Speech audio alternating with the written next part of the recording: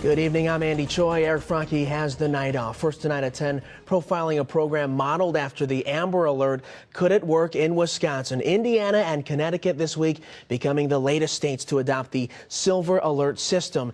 Its goal is to help find missing adults with dementia or cognitive impairments. 14 other states have the program, and there's been a push to implement it nationwide. Wisconsin lawmakers also considering the idea. It's the focus of tonight's in-depth report. News 3's David Douglas. How close is Wisconsin having this kind of program, David? Well, plans for the alert, Andy, were in the Badger State's new multi-billion-dollar budget. Just one snag, though, there was no money attached. With no way to pay, Governor Doyle took it out. Still, it's an idea many say we should afford to be behind. We travel around and we go from state to state sometimes, and from one end of the country to the other. Living out his golden years in a silver trailer, Ron Swan traverses the country to stay active and alert. That's healthy for the mind. Journeying to Airstream rallies like the one in Madison this week, he's never been lost by more than a couple of wrong turns. We get some GPSs now, though, that helps us out a little bit. Yet he thinks a Silver Alert program to help police track down missing senior citizens is smart. I was in the business for a while of taking care of old people, and some of them would wander off, you know, and you just can't help it sometimes. It's helpful to have more eyes out looking. Sergeant Don Mueller with the Middleton Police Department hopes Wisconsin will one day have such a program. It works just like an Amber Alert for children, except for the elderly. A few years back, we had one that was missing from one of the local nursing homes. He'd been missing for about 4 hours.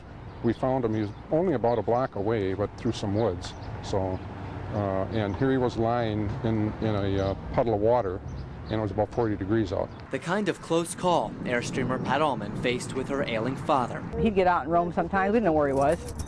So it would work. If you get the money or whatever, it'd be a really good idea. One that provides peace of mind as we all travel down the road of life. That sounds like a good idea to me.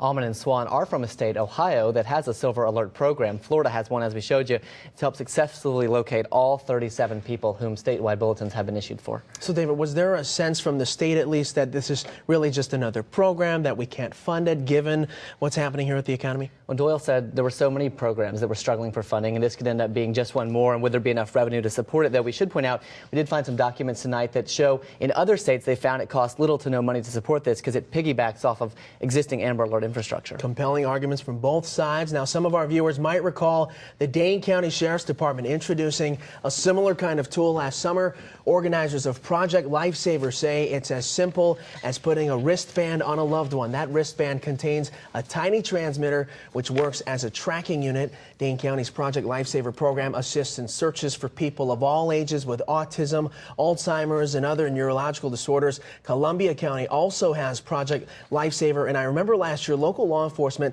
talking about the time and resources involved in particular cases just like these. David. And they are happening, Andy. And the Alzheimer's Association estimates more than 60% of those with the disease will wander away from their homes or caregiving facilities at some point, and 95% of those who do are found within a quarter mile of their home or the last place they were seen. But as police tell us over and over, so long it can take so much time to find them there. All right, David Douglas.